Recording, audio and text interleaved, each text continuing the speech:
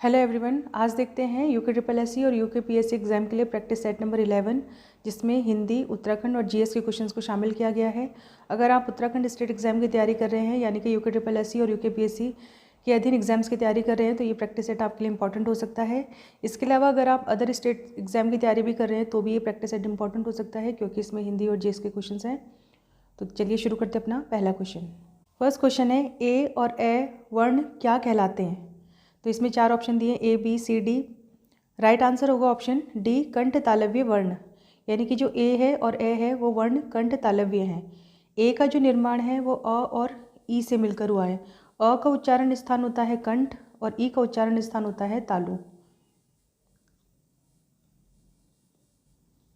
तो यहाँ पर राइट आंसर हो जाएगा कंठ तालव्य, डी ऑप्शन करेक्ट है। सेकंड क्वेश्चन है, निम्नलिखित में से किस वर्ण में द्वितीय व्यंजन है? तो द्वितीय व्यंजन वो होते हैं जिनकी रिपीटेशन होती है, यानी कि एक जो व्यंजन है वो 2 बार प्रयोग में आए। तो यहाँ पर राइट आंसर हो जाएगा ऑप्शन सी। दिल्ली में जो ल है वो व्यंजन 2 बार प्रयोग हुआ है, तो यहाँ पर राइट आंसर होगा ऑप्शन सी। इसी को द्वितीय व्यंजन कहते हैं। थर्ड क्वेश्चन है, ह वर्ण किस वर्ग में आता है? तो राइट आंसर होगा ऑप्शन डी। 4 वर्ण जो हैं, यानी कि श, स, श और ह, ये चारों को मिला के कहते हैं संघर्षी व्यंजन, क्योंकि इनका जो उच्चारण है वो संघर्ष के तरीके से होता है। जीभ को अधिक संघर्ष करना पड़ता है श श श ह के उच्चारण में, तो इन चारों वर्णों को संघर्षी व्यंजन की श्रेणी में रखा गया है। इसके अलावा अगर स्पर्शी की बात करें तो क से लेकर म तक जितने भी वर्ण होते हैं उन सभी को स्पर्शी व्यंजन कहा जाता है, जो जिनकी संख्या 25 होती है। अंतःस्थ में य, र, ल और व को रखा गया है। पार्श्विक में ल को रखा गया है। तो यहाँ पर पूछा है ह किस वर्ग में आता है? राइट आंसर होगा ऑप्शन डी। फोर्थ क्वेश्चन है, अशुद्ध वाक्य पहचानिए। इसमें से जो अशुद्ध वाक्य यानी कि गलत है उसी को पहचानना है। राइट आंसर होगा ऑप्शन बी, मेरे ऊपर कृपा करो ये अशुद्ध है, ग्रामेटिकली ये गलत लिखा है, मुझ पर कृपा करे ये सही होगा। तो यहाँ पर ऑप्शन बी वाला राइट आंसर है। फिफ्थ क्वेश्चन है, सुहावना में कौन सा प्रत्यय होगा? प्रत्यय वही होते हैं जो शब्दों के अंत में लगते हैं और शब्दों के प्रारंभ में लगे उन्हें उपसर्ग कहते हैं। यहाँ पर प्रत्यय पूछा है सुहावना में। राइट आंसर होगा ऑप्शन सी, आवना। सुहावना में सुहाना मूल शब्द है और आवना यहाँ पर प्रत्यय है, तो ऑप्शन सी करेक्ट हो जाएगा। सिक्स क्वेश्चन है, कृपण का विलोम क्या होगा? कृपण का मतलब होता है कंजूस, तो इसका विलोम हो जाएगा दाता, यानी कि दान देने वाला। ऑप्शन डी करेक्ट है। सेवन्थ क्वेश्चन है, पत्नी का पर्यायवाची कौन सा होगा? इनमें से पत्नी का पर्यायवाची है दारा। ऑप्शन ए करेक्ट है। विनायकी जो है वो गणेश के महिला रूप को कहते हैं। प्रभा किरण का या फिर चमक का होता है पर्यायवाची, और सौदामिनी बिजली का होता है। तो यहाँ पर पत्नी का पूछा है, राइट आंसर होगा ऑप्शन ए। एट्थ क्वेश्चन है, ढीठ का तत्सम क्या होगा? ढीठ का तत्सम होगा धृष्ट। ऑप्शन डी करेक्ट है। नाइन्थ क्वेश्चन है, सब्ज बाग दिखाना मुहावरे का अर्थ होगा? सब्ज बाग दिखाना मुहावरे का अर्थ बताना है। नाइन्थ का राइट आंसर होगा ऑप्शन सी, प्रलोभन देना, यानी कि लालच देना। ऑप्शन सी करेक्ट है। टेंथ क्वेश्चन है, इनमें से कौन सा शब्द अंबर का अनिकार्थी है? तो राइट आंसर होगा ऑप्शन ए, गगन जो है अंबर का अनिकार्थी या पर्यायवाची शब्द होता है, तो ऑप्शन ए करेक्ट हो जाएगा। पृथ्वी के पर्यायवाची की बात करें तो अवनी, धरती, धरा ये पृथ्वी के पर्यायवाची है। चंद्रमा का होता है सुधाकर, दिनकर, और वायु का पवन, हवा, ये सभी इनके पर्यायवाची हैं। 11th क्वेश्चन है, निम्नलिखित में से विसर्ग संधि किस में है? तो अगर हम निरंतर का संधि विच्छेद करें तो संधि विच्छेद बनेगा निरह प्लस अंतर, तो इसी में विसर्ग संधि है। ऑप्शन ए करेक्ट हो जाएगा। दिग्गज में व्यंजन संधि है, क्योंकि इसका संधि विच्छेद होगा दिक प्लस गज। जगदीश में भी व्यंजन संधि है, इसका संधि विच्छेद बनेगा जगत प्लस ईश। और महिष का संधि विच्छेद होगा मही प्लस ईश, यहाँ पर हो जाएगी दीर्घ संधि। तो यहाँ पर पूछा है विसर्ग संधि, ऑप्शन ए करेक्ट है। 12th क्वेश्चन है, क्रिया के किस रूप में कर्ता के अनुसार लिंग परिवर्तन नहीं होता है? तो यहाँ पर राइट आंसर हो जाएगा ऑप्शन बी, भूतकालिक जो रूप होता है क्रिया का उसमें कर्ता के अनुसार लिंग परिवर्तन नहीं होता, तो ऑप्शन सी करेक्ट हो जाएगा। 13 क्वेश्चन है, मंगन को देखी पट देत बार बार, इसमें बताना है अलंकार कौन सा होगा? तो यहाँ पर पट शब्द हुआ है प्रयोग, और अगर एक शब्द के कई अर्थ निकले तो वहाँ पर होता है श्लेष अलंकार। पट के यहाँ पर 2 अर्थ हैं, एक बार पट का मतलब है दरवाजा और एक बार पट का अर्थ है यहाँ पर वस्त्र। तो एक शब्द के 2 अर्थ हैं या 2 से ज़्यादा भी हो सकते हैं, तो यहाँ पर श्लेष अलंकार हो जाएगा। ऑप्शन ए करेक्ट है। उपमा में जो है तुलना की जाती है। और यमक अलंकार में एक शब्द 2 बार आता है लेकिन अर्थ अलग अलग होता है। 14 क्वेश्चन है, जो नभ में चलता है वाक्य के लिए एक शब्द क्या होगा? तो नभ में चलने वाले को कहते हैं खेचर, ऑप्शन ए करेक्ट है। 15 क्वेश्चन है, ब्रज भाषा किस अपभ्रंश से विकसित हुई है? तो ब्रज भाषा यानी कि हिंदी भाषा का विकास आदि हमारे यूकेटीपीएससी के सिलेबस में दिया है। तो इसी से रिलेटेड क्वेश्चन है, ब्रज भाषा किस अपभ्रंश से विकसित हुई है? 15 का राइट आंसर हो जाएगा ऑप्शन ए, ये विकसित हुई है सौरसेनी अपभ्रंश से, तो ऑप्शन ए करेक्ट है। 16 क्वेश्चन है, शुद्ध वर्तनी वाला शब्द कौन सा होगा? स्पेलिंग करेक्शन बताना है।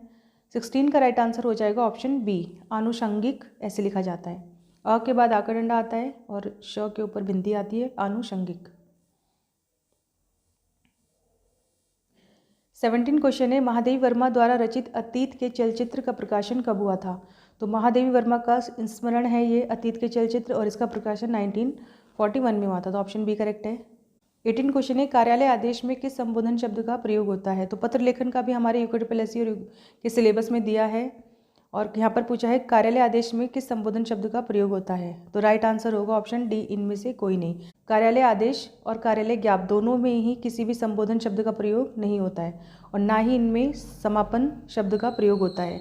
महोदय जो है वो सरकारी पत्र में प्रयोग होता है, प्रियश्री जो है अर्ध सरकारी पत्र में प्रयोग होता है और महामहिम आमतौर पर प्रयोग नहीं होता है। तो यहाँ पर कार्यालय आदेश का पूछा, ऑप्शन डी करेक्ट है, इनमें से कोई नहीं, यानी कि कार्यालय आदेश में किसी भी प्रकार के संबोधन सूचक शब्द का प्रयोग नहीं होता है। 19 क्वेश्चन है, समिति का बहुवचन क्या होगा? राइट आंसर होगा ऑप्शन ए, समितियाँ। 20 क्वेश्चन है, निम्नलिखित शब्द में कौन सा शब्द विशेषण है? तो राइट आंसर होगा ऑप्शन ए, क्रोधी जो है यहाँ पर विशेषण शब्द है, यानी कि जो क्रोध करता है वो विशेषण का काम कर रहा है यहाँ पर। और अगर क्रोध पूछा जाता तो क्रोध एक भाव है तो वो संज्ञा बन जाती है, यहाँ पर क्रोधी है तो विशेषण का काम कर रहा है, ऑप्शन ए करेक्ट है। 21 क्वेश्चन है, बोरीवली से बोरीबंदर तक किसका उपन्यास है? तो राइट आंसर होगा ऑप्शन सी, शैलेश मटियानी जी का उपन्यास है बोरीवली से बोरीबंदर तक, ऑप्शन सी करेक्ट है। 22 क्वेश्चन है, श्रीदेव सुमन के गांव का नाम क्या था? तो राइट आंसर होगा ऑप्शन ए, जौल गांव टिहरी में आता है और इनकी मृत्यु जो है वो जेल में हुई थी भूख हड़ताल के कारण। 84 दिन की भूख हड़ताल के कारण इनकी मृत्यु हो गई थी 25 जुलाई 1944 को। 23 क्वेश्चन है, राज्य में विष्णु की वामन मूर्ति कहाँ से प्राप्त हुई है? 23 का राइट आंसर होगा ऑप्शन डी, यहाँ पर राइट आंसर है काशीपुर, ऑप्शन डी करेक्ट है। 24 क्वेश्चन है, उत्तराखंड के पशुचारक किसकी रचना है? राइट आंसर है ऑप्शन बी, शिव प्रसाद डबराल जी की रचना है उत्तराखंड के पशुचारक, ऑप्शन बी करेक्ट है। 25 क्वेश्चन है, गढ़वाल क्षेत्र का तलवार और ढाल के साथ किया जाने वाला युद्ध नृत्य कौन सा है? तो राइट आंसर होगा ऑप्शन डी, सरो नृत्य जो है वो तलवार ढाल के साथ किया जाता है गढ़वाल क्षेत्र में और इसे युद्ध नृत्य भी कहा जाता है, तो ऑप्शन डी करेक्ट है। 26 क्वेश्चन है, राज्य में मैग्नेसाइट के भंडार कहाँ पाए जाते हैं? तो बागेश्वर, चमोली, पिथौरागढ़, इन सभी जगहों पर मैग्नेसाइट के भंडार मिले हैं, तो राइट आंसर होगा ऑप्शन डी, ये सभी। 27 क्वेश्चन है, भागीरथी घाटी में राजमा और आलू की खेती शुरू करने का श्रेय किसको जाता है? राइट आंसर होगा ऑप्शन ए, फ्रेडरिक विल्सन को भागीरथी घाटी में राजमा और आलू की खेती शुरू करने का श्रेय दिया जाता है, तो यहाँ पर राइट आंसर होगा फ्रेडरिक विल्सन, इनको पहाड़ी विल्सन के नाम से भी जाना जाता है, ऑप्शन ए करेक्ट है। 28 क्वेश्चन है, जौनसारी जनजाति में माघ त्योहार का प्रारंभ किस तिथि को होता है? 28 का राइट आंसर होगा ऑप्शन डी, 11 जनवरी को माघ त्योहार मनाते हैं जौनसारी जनजाति या जौनसारी समाज के लोग 11 जनवरी, राइट आंसर होगा ऑप्शन डी। 29 क्वेश्चन है, कवि मौलाराम ने रणजोड़ सिंह थापा को किस उपाधि से विभूषित किया था? तो कवि मौलाराम जो है उत्तराखंड के प्रसिद्ध कवि और चित्रकार थे और इनको कई परमार वंश के राजाओं ने आश्रय दिया था अपने राज दरबार में। रणजोड़ सिंह थापा को मौलाराम जी के द्वारा उपाधि दी गई थी दानवीर कर्ण की, तो ऑप्शन ए करेक्ट है। 30 क्वेश्चन है, शारदा नहर किस स्थान से निकलती है? 30 का राइट आंसर होगा ऑप्शन ए, बनबसा से है शारदा नहर निकलती है और इसका जो निर्माण है 1928 में किया गया था। बनबसा से ही काली नदी को श्यामा नाम से पुकारा जाता है और काली नदी राज्य की सबसे लंबी नदी है, 252 किलोमीटर है लगभग। 31 क्वेश्चन है, निम्न में से कौन क्षेत्रीय पंचायत के पदेन सदस्य होते हैं? 31 का राइट आंसर होगा ऑप्शन डी, ये सभी, यानी कि ग्राम प्रधान, लोकसभा सदस्य, राज्य विधानसभा सदस्य, ये सभी जो हैं क्षेत्रीय पंचायत के पदेन सदस्य होते हैं, ऑप्शन डी करेक्ट है। 32 क्वेश्चन है, निम्न में से किस पौधे की जड़ें मिट्टी में नाइट्रोजन को स्थिर रखती हैं तथा इसे उत्तराखंड में टमाटर के विकल्प के रूप में प्रयोग किया जाता है, यानी कि टमाटर के एक ऑप्शन के रूप में प्रयोग किया जाता है, तो 32 का राइट आंसर हो जाएगा ऑप्शन बी, अमेश को। 33 क्वेश्चन है, माता पार्वती की अंजलि हस्त मुद्रा में आसीन प्रतिमा कहाँ से प्राप्त हुई है? 33 का राइट आंसर हो जाएगा ऑप्शन सी, ये प्राप्त हुई है मेखंडा से, ऑप्शन सी करेक्ट है। 34 क्वेश्चन है, उत्तराखंड में किस प्रकार की कृषि की जाती है? तो उत्तराखंड में मुख्य रूप से सीढ़ीदार कृषि की जाती है, क्योंकि पहाड़ी क्षेत्रों में ज़्यादातर जो ढलानें होती हैं वो सीढ़ी नुमा खेती के लिए ही ज़्यादा प्रयोग में लाई जाती है। इसके अलावा समोच्च रेखीय कृषि, समोच्च रेखा वो होती है जो 2 बराबर ऊंचाई वाले स्थानों को मिलाती है। पहाड़ी क्षेत्र में 2 बराबर ऊंचाई वाले स्थानों को मिलाने की भी स्थिति उत्पन्न होती है, तो यहाँ पर समोच्च कृषि भी की जाती है और इसके अलावा स्थानांतरण कृषि भी की जाती है, जिसमें जंगल आदि को जला दिया जाता है और ये मुख्य रूप से भोटिया जनजाति करती है ऐसी कृषि, और कुछ साल वहाँ खेती वगैरह की जाती है और उसके बाद स्थान परिवर्तन कर लिया जाता है। तो समोच्च खेती, सीढ़ीदार कृषि और स्थानांतरण कृषि, ये सभी प्रकार की कृषि उत्तराखंड में की जाती है, तो राइट आंसर होगा ऑप्शन डी, ये सभी। 35 क्वेश्चन है, उत्तराखंड में आधुनिक पर्वतारोहण का प्रारंभ टीजी लॉन्गस्टॉफ ने किस वर्ष किया था? 35 का राइट आंसर होगा ऑप्शन बी, टीजी लॉन्गस्टॉफ ने आधुनिक पर्वतारोहण की शुरुआत की थी 1905 से, ऑप्शन बी करेक्ट है। और उन्होंने नंदा देवी पर्वत शिखर पर चढ़ने का प्रयास किया था। 36 क्वेश्चन है, उत्तराखंड में रबी की फसल कब बोई जाती है? तो रबी की जो फसल है उसको बोने का समय होता है अक्टूबर नवंबर, और काटने का जो समय होता है मार्च अप्रैल। इसकी जो रबी की सबसे मुख्य फसल है, भारत की वो बात करें या फिर राज्य की, तो रबी की सबसे मुख्य फसल में गेहूँ आता है। गेहूँ के अलावा सरसों, चना, ये भी रबी की फसलों में गिना जाता है। तो उत्तराखंड में रबी की फसल कब बोई जाती है? राइट आंसर होगा ऑप्शन बी, अक्टूबर के महीने में, और काटने का समय मार्च अप्रैल होता है। 37 क्वेश्चन है, खस पर्चिया, चौखरिया और दनपुरिया किस बोली की प्रमुख बोलियां हैं? तो राइट आंसर होगा ऑप्शन ए, ये सभी बोलियां कुमाऊनी के अंतर्गत आती है, ऑप्शन ए करेक्ट है। 38 क्वेश्चन है, रम्माण महोत्सव किस माह में मनाया जाता है? तो रम्माण महोत्सव मुख्य रूप से बैसाख माह में मनाया जाता है, और ये चमोली के जो सलो डुंगरा गाँव है मुख्य रूप से उसी गाँव में मनाया जाता है।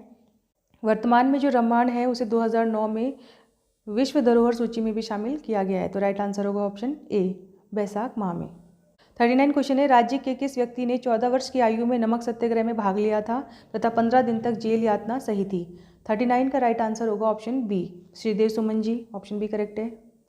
40 क्वेश्चन है, महिपति शाह के मुख्य सेनापति कौन थे? 40 का राइट आंसर होगा ऑप्शन बी, माधो सिंह भंडारी जो थे महिपति शाह के प्रमुख सेनापति थे, और माधो सिंह भंडारी जी के पुत्र थे गजय सिंह भंडारी।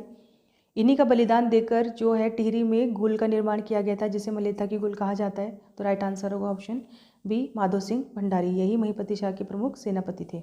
41 क्वेश्चन है, निम्न में से किस ताल के निचले भाग में 5 सुरंगें हैं?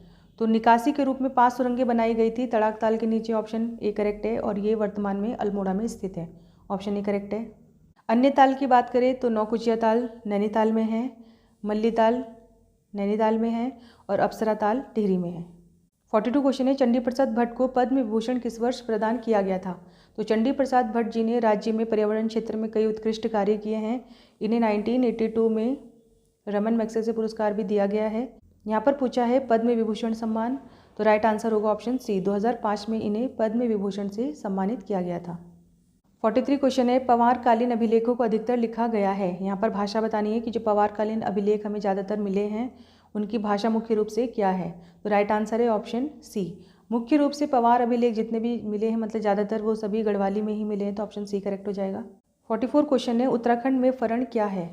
44 का राइट आंसर है ऑप्शन सी, फरण एक मसाले के रूप में प्रयोग किया जाता है, ऑप्शन सी करेक्ट है। 45 क्वेश्चन है, कुकुराक ले बासी रवाट स्थानीय लोकोक्ति का अर्थ क्या है? 45 का राइट आंसर है ऑप्शन बी, इसका अर्थ होता है असंभव बात, ऑप्शन बी करेक्ट है। 46 क्वेश्चन है, पलेठी का सूर्य मंदिर कहाँ है? तो पलेठी का जो सूर्य मंदिर है वर्तमान में देवप्रयाग में स्थित है, ऑप्शन सी करेक्ट हो जाएगा। इसके अलावा राज्य में कटारमल सूर्य मंदिर भी है, पलेठी का सूर्य मंदिर है, मण का सूर्य मंदिर है। 47 क्वेश्चन है, राज्य में वृष्टि छाया क्षेत्र कौन सा है? तो ऊंची पहाड़ी होगी, यानी कि बड़े बड़े पहाड़, उनका जो पिछला भाग होगा उसे वृष्टि छाया प्रदेश कहते हैं। तो राज्य में वृष्टि छाया क्षेत्र कौन सा है? 47 का राइट आंसर है ऑप्शन ए, ट्रांस हिमालय का जो क्षेत्र है उसी का यहाँ पर एक वृष्टि छाया क्षेत्र बनता है, तो ऑप्शन ए करेक्ट है। 48 क्वेश्चन है, कुमार संभव पुस्तक में हिमालय को क्या कहा गया है? 48 का राइट आंसर होगा ऑप्शन बी, हिमालय के लिए कुमार संभव पुस्तक में औषधि प्रस्थ शब्द का प्रयोग हुआ है, और कुमार संभव जो पुस्तक है वो कालिदास की पुस्तक है।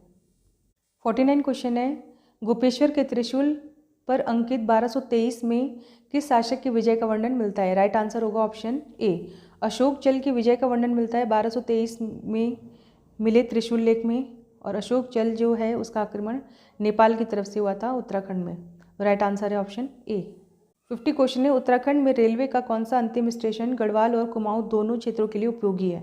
50 का राइट आंसर होगा ऑप्शन सी, रामनगर जो रेलवे स्टेशन है वो गढ़वाल और कुमाऊं दोनों के यात्रा मार्ग के लिए उपयोगी है, तो ऑप्शन सी करेक्ट हो जाएगा। रामनगर जो है वर्तमान में नैनीताल में स्थित है, टनकपुर चंपावत में है, कोटद्वार पौड़ी में है और ऋषिकेश देहरादून में। 51 क्वेश्चन है, उत्तराखंड का दुर्योधन किसे कहा जाता है? 51 का राइट आंसर है ऑप्शन सी, कीर्ति शाह को उत्तराखंड का दुर्योधन कहा जाता है, तो ऑप्शन सी करेक्ट हो जाएगा। 52 क्वेश्चन है, कुमाऊं में खतडुआ त्यौहार कब मनाया जाता है? तो खतडुआ त्यौहार मनाया जाता है कुमाऊं में 17 सितंबर को, और वर्तमान में ये त्यौहार मनाया जाता है पशु त्यौहार के रूप में। 53 क्वेश्चन है, राज्य में पर्यटन क्षेत्र के विकास के लिए मॉडल किस देश से ग्रहण किया गया है?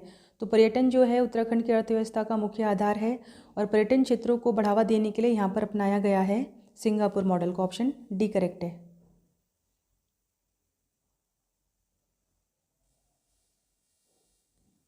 54 क्वेश्चन है, राज्य के किस शहर का नाम त्रिऋषि सरोवर है? तो 54 का राइट आंसर है ऑप्शन ए, नैनीताल को प्राचीन समय में त्रिऋषि सरोवर कहा जाता था, तो राइट आंसर है ऑप्शन ए। 55 क्वेश्चन है, कुमाऊं परिषद का पहला अधिवेशन कब हुआ था? तो कुमाऊं परिषद की जो स्थापना है 1916 में की गई थी, और 1916 के बाद 1917, 1918, 1919 और 1920 में 4 बार लगातार अधिवेशन हुए थे कुमाऊं परिषद के। इसके अलावा एक अधिवेशन 1923 में और अंतिम अधिवेशन 1926 में भी आयोजित किया गया था। तो कुमाऊं परिषद के कुल 6 अधिवेशन हुए। तो कुमाऊं परिषद का पहला अधिवेशन 1917 में हुआ था, यह अधिवेशन अल्मोड़ा में हुआ था, और इसके अध्यक्ष थे Jaidutt Joshi, option B correct है। 56 क्वेश्चन है, रूपिन सुपिन हिमनद से किस नदी का उद्गम होता है? रूपिन सुपिन 2 जलधाराएं, रूपिन जो है उत्तरकाशी से निकलती है और सुपिन नदी हिमाचल प्रदेश की तरफ से निकलती है। दोनों का जो संगम है वो उत्तरकाशी के नेटवाड़ में होता है, और वहीं पर इस नदी को टॉन्स नदी के रूप में जाना जाता है, तो ऑप्शन बी करेक्ट है, टॉन्स नदी। 57 क्वेश्चन है, राज्य में गाती क्या है? 57 का राइट आंसर है ऑप्शन ए, गाती जो है एक प्रकार का वस्त्र है, ऑप्शन ए करेक्ट है। 58 क्वेश्चन है, राज्य में तीलू रौतेली पेंशन योजना की शुरुआत कब हुई थी? राज्य में तीलू रौतेली पेंशन योजना चलाई जा रही है, जो मुख्य रूप से महिलाओं के लिए चलाई जा रही है, जो कृषि क्षेत्र में किसी तरीके से अगर दिव्यांग हो जाते हैं या कुछ हो जाते हैं, तो इसलिए तीलू रौतेली पेंशन योजना का प्रावधान किया गया है उत्तराखंड सरकार ने, और ये योजना चलाई गई है अप्रैल 2014 से, तो ऑप्शन ए करेक्ट है। 59 क्वेश्चन है, देशभक्त प्रेस की स्थापना किसने की थी? 59 का राइट आंसर हो जाएगा ऑप्शन ए, बद्रीदत्त पांडे जी ने देशभक्त प्रेस की स्थापना की थी, तो ऑप्शन ए करेक्ट है। 60 क्वेश्चन है, चंदकाल में घराटों पर लगने वाले कर क्या था? चंदकाल में जो घराटों पर कर लगता था उसे क्या कहा जाता था? 60 का राइट आंसर हो जाएगा ऑप्शन बी, चंदकाल में जो घराटों पर कर लगता था उसे भाग कहा जाता था, ऑप्शन बी करेक्ट है।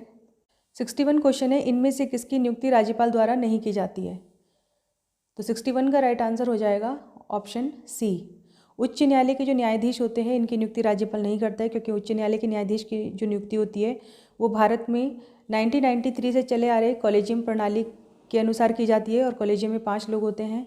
एक अध्यक्ष होता है जो भारत का मुख्य न्यायाधीश होता है, यानी कि सुप्रीम कोर्ट का चीफ जस्टिस, और उसके अलावा उसमें 4 अन्य सदस्य होते हैं, और कॉलेजियम के आधार पर ही निर्णय लिया जाता है कि जज कौन बनेगा, और उसके आधार पर राष्ट्रपति राज्यों में जो हाई कोर्ट होते हैं उनके न्यायाधीश की नियुक्ति करता है। तो ये काम है राष्ट्रपति का, कॉलेजियम प्रणाली के अकॉर्डिंग राष्ट्रपति नियुक्ति करता है, तो राइट आंसर हो जाएगा ऑप्शन सी, उच्च न्यायालय के न्यायाधीश की नियुक्ति राज्यपाल नहीं करता है। इसके अलावा मुख्यमंत्री की नियुक्ति भी राज्यपाल के द्वारा की जाती है अनुच्छेद 164 के अकॉर्डिंग, और राज्य लोक सेवा आयोग के सदस्य की नियुक्ति भी राज्यपाल करता है, और राज्य का जो महाधिवक्ता है जिसका प्रावधान संविधान के आर्टिकल 165 में किया गया है, इनकी नियुक्ति भी राज्यपाल के द्वारा की जाती है। 62 क्वेश्चन है, ईथरनेट का एक उदाहरण है। 62 का राइट आंसर है ऑप्शन बी, ये है लैन का उदाहरण, लोकल एरिया नेटवर्क का, ऑप्शन बी करेक्ट है। 63 क्वेश्चन है, इनमें से किस दिल्ली राजा ने भूमि मापन की व्यवस्था शुरू की थी? तो भूमि मापन को नियमित रूप से शुरू करवाने का कार्य किया था शेरशाह सूरी ने अपने समय काल में, तो राइट आंसर होगा ऑप्शन बी, इसने पट्टा प्रथा वगैरह और कागजों को का लेख जोख करवाना शुरू किया था, लेखा जोखा, राइट आंसर होगा ऑप्शन बी, शेरशाह सूरी ने अपने समय काल में ये व्यवस्था की थी। 64 क्वेश्चन है, इसमें से किस राज्य का समुद्र तट सबसे लंबा है? भारत में तटीय क्षेत्रों पर बसे राज्य हैं कुछ 9 राज्य मुख्य रूप से, एक है गुजरात, यहाँ पर आता है महाराष्ट्र, फिर गोवा, कर्नाटक, केरल, इधर है तमिलनाडु, आंध्र प्रदेश, इसके अलावा उड़ीसा और पश्चिम बंगाल। तो ये कुल मिला के 9 राज्य हैं और इनमें से जो सबसे लंबी तटरेखा है यानी कि यहाँ पर अरब सागर से लगने वाली सीमा सबसे लंबी किसकी है? गुजरात की। ऑप्शन सी करेक्ट हो जाएगा, गुजरात। 65 क्वेश्चन है, यदि पृथ्वी का अक्ष झुका नहीं होता तो सूर्य की किरणें केवल लंबवत पड़ती। 65 का राइट आंसर हो जाएगा ऑप्शन डी। अगर पृथ्वी का अक्ष झुका नहीं होता तो केवल भूमध्य रेखा पर ही किरणें लंबवत पड़ती। जो पृथ्वी है वो अपने अक्ष पर 23.5 झुकी हुई है, तो इसी झुकाव के कारण पृथ्वी पर दिन रात जो हैं छोटे बड़े होते हैं। तो अगर पृथ्वी का अपना अक्ष झुका नहीं होता तो भूमध्य रेखा पर किरणें हमेशा लंबवत पड़ती। 66 क्वेश्चन है, अंग्रेजों ने अपनी प्रथम फैक्ट्री कहाँ स्थापित की थी? 66 का राइट आंसर है ऑप्शन डी, मछलीपट्टनम या मसूलीपट्टनम में अंग्रेजों ने अपनी पहली फैक्ट्री स्थापित की थी। यह है दक्षिण भारत और यहाँ पर मसूलीपट्टनम है जो वर्तमान में आंध्र प्रदेश में आता है। यहीं पर अंग्रेजों ने अपनी प्रथम फैक्ट्री स्थापित की थी। इसकी स्थापना 1611 में कर दी गई थी और सूरत में इन्होंने अपनी पहली स्थायी फैक्ट्री स्थापित की थी जिसकी स्थापना 1613 में की गई थी। तो यहाँ पर राइट आंसर होगा ऑप्शन डी, मछलीपट्टनम। 67 क्वेश्चन है, इनमें से किस भारतीय राजा को नेपोलियन कहा जाता है? नेपोलियन ने कई युद्ध को जीता था। इसी प्रकार समुद्रगुप्त ने भी अपने समय काल में कई क्षेत्रों को विजित किया था। तो राइट आंसर होगा ऑप्शन बी, समुद्रगुप्त को नेपोलियन की उपाधि दी गई है। ऑप्शन बी करेक्ट है। 68 है, किस मुस्लिम शासक के सिक्कों पर देवी लक्ष्मी की आकृति मिली है? देवी लक्ष्मी की आकृति जो बनी मिली है वो मोहम्मद गौरी के द्वारा चलाए गए सिक्कों पर मिली है। तो ऑप्शन ए करेक्ट हो जाएगा, मोहम्मद गौरी। मोहम्मद गौरी और पृथ्वीराज चौहान के बीच में 1191 और 1192 में युद्ध लड़े गए थे तराइन के। तराइन का प्रथम युद्ध और तराइन का द्वितीय युद्ध। प्रथम युद्ध में जो है पृथ्वीराज चौहान जीत गया था और दूसरे युद्ध में मोहम्मद गौरी जीता था। पृथ्वीराज चौहान की हार हुई थी और उसके बाद भारत में मुस्लिम सत्ता स्थापित हुई थी। 69 है, समान वर्षा वाले स्थानों को जोड़ने वाली काल्पनिक रेखाओं को क्या कहा जाता है? तो समान वर्षा वाले स्थानों को जोड़ने वाली जो काल्पनिक रेखाएं होती है उन्हें कहा जाता है आइसोहाइट। ऑप्शन बी करेक्ट है। 70 क्वेश्चन है, गीत गोविंद के रचनाकार जयदेव किसकी सभा को अलंकृत किया करते थे? यानी कि जो जयदेव है जिन्होंने गीत गोविंद की रचना की है वो किसके सभा के सभासद थे? राइट आंसर होगा ऑप्शन डी, लक्ष्मण सेन की सभा के सदस्य थे गीत गोविंद के रचनाकार जयदेव जो एक विद्वान थे। ऑप्शन डी करेक्ट है। लक्ष्मण सेन का जो संबंध है वो सेन वंश से है जिनका शासन बंगाल क्षेत्र में विस्तृत था। 71 क्वेश्चन है, प्राचीनतम भारत का वह ग्रंथ जिसका 15 भारतीय तथा 40 विदेशी भाषाओं में अनुवाद हुआ है। 71 का राइट आंसर है ऑप्शन बी, पंचतंत्र का जो विष्णु शर्मा द्वारा लिखी गई है इसका अनुवाद कई विदेशी भाषाओं में हुआ है। तो राइट आंसर होगा ऑप्शन बी, पंचतंत्र। 72 क्वेश्चन है, गणित की पुस्तक लीलावती के लेखक कौन है? तो 72 क्वेश्चन है, गणित की पुस्तक लीलावती के लेखक कौन है? तो 72 का राइट आंसर हो जाएगा ऑप्शन सी, भास्कराचार्य जो हैं वो गणित की पुस्तक लीलावती के लेखक हैं। ऑप्शन सी करेक्ट है। 73 क्वेश्चन है, एलोरा के प्रसिद्ध मंदिर का निर्माता राष्ट्रकूट राजा कौन था? एलोरा के जो प्रसिद्ध गुफा मंदिर हैं वो महाराष्ट्र में स्थित हैं और एलोरा के जो गुफा मंदिर हैं वो तीनों धर्मों को समर्पित है, यानी कि हिंदू धर्म को, बौद्ध धर्म को और जैन धर्म, तीनों धर्मों को समर्पित है एलोरा के गुफा मंदिर। और इसका जो निर्माण है वो करवाया था, ऑप्शन बी करेक्ट हो जाएगा, कृष्ण प्रथम ने। ऑप्शन बी करेक्ट है। 74 क्वेश्चन है, भारत एवं अमेरिका की राजनीतिक व्यवस्थाओं के बीच निम्न में से कौन सी विशेषता समान है? 74 का राइट आंसर है ऑप्शन सी, राष्ट्रपति के पास जो वीटो पावर है वो अमेरिका में भी दी गई है और भारत के संविधान में भी भारत के राष्ट्रपति को 3 प्रकार की वीटो पावर दी गई है। भारत के राष्ट्रपति को भी 3 प्रकार की वीटो पावर दी गई है, एक है एब्सोल्यूट वीटो, दूसरी है सस्पेंशन वीटो और तीसरी है पॉकेट वीटो। तो राइट आंसर होगा ऑप्शन सी, राष्ट्रपति के पास जो वीटो पावर है वो अमेरिका के राष्ट्रपति के समान है। ऑप्शन सी करेक्ट है। 75 क्वेश्चन है, राष्ट्रीय वन संरक्षण अधिनियम किस वर्ष पास हुआ था? 75 का राइट आंसर है ऑप्शन सी, राष्ट्रीय वन संरक्षण अधिनियम पास हुआ था 1980 में। ऑप्शन सी करेक्ट है। 76 क्वेश्चन है, एलपीजी सिलेंडर के रिसाव से उत्पन्न दुर्गंध निम्न में से किसकी होती है? जो एलपीजी सिलेंडर घरों में खाना बनाने के लिए यूज़ किए जाते हैं उसमें अगर रिसाव हो जाए तो एक दुर्गंध आती है, वो दुर्गंध किसकी होती है? ऑप्शन डी करेक्ट है, ethyl mercaptan. Option D correct है। 77 क्वेश्चन है, इनमें से कौन सा गलत है? शक संवत 78 ईस्वी में शुरू हुआ था, करेक्ट है। विक्रमी संवत 57 ईसा पूर्व में शुरू हुआ था, ये भी करेक्ट है। और गुप्त संवत 319 ईस्वी में शुरू हुआ था, ये भी करेक्ट है। तो राइट आंसर होगा ऑप्शन डी, सभी सही है, ऑप्शन डी करेक्ट है। 78 क्वेश्चन है, बुद्ध का अंतिम शिष्य कौन था? तो बुद्ध का अंतिम शिष्य था सुबुद्ध, ऑप्शन सी करेक्ट है। अगर बुद्ध के सबसे प्रिय शिष्य की बात करें तो वो था आनंद, और बुद्ध के जो गुरु थे उनका नाम था अलार कलाम। ज्ञान की प्राप्ति बुद्ध को बोध गया में हुई थी, और पहला उपदेश उन्होंने अपना सारनाथ में दिया था। बात करें सबसे ज़्यादा उपदेश की, तो सबसे ज़्यादा उपदेश बुद्ध ने दिए थे श्रावस्ती में। 79 क्वेश्चन है, मंत्रिमंडल से त्यागपत्र देने वाले पहले केंद्रीय मंत्री कौन थे? 79 का राइट आंसर है ऑप्शन सी, मंत्रिमंडल से त्यागपत्र देने वाले पहले केंद्रीय मंत्री थे भारत के Shyama Prasad Mukherjee, option C correct है। 80 क्वेश्चन है, लोकसभा में SC ST आरक्षण किस अनुच्छेद के तहत दिया जाता है? तो लोकसभा में SC और ST के प्रतिनिधित्व के लिए आरक्षण की व्यवस्था की गई है, और ये व्यवस्था की गई आर्टिकल 330 के तहत, ऑप्शन ए करेक्ट है। वर्तमान में लोकसभा का जो SC प्रतिनिधित्व है वो है 84, और जो ST प्रतिनिधित्व है वो है 47 सीटों पर। 81 क्वेश्चन है, निम्न पहाड़ियों को पूर्व से पश्चिम की ओर सही क्रम में लगाओ। तो पूर्व से पश्चिम की ओर क्रम में लगाना है। 81 का राइट आंसर होगा ऑप्शन डी। सबसे पहले आएगी नागा पहाड़ी जो नागालैंड में, फिर आएगी मिकिर पहाड़ी, फिर आएगी खासी, और फिर आएगी गारो।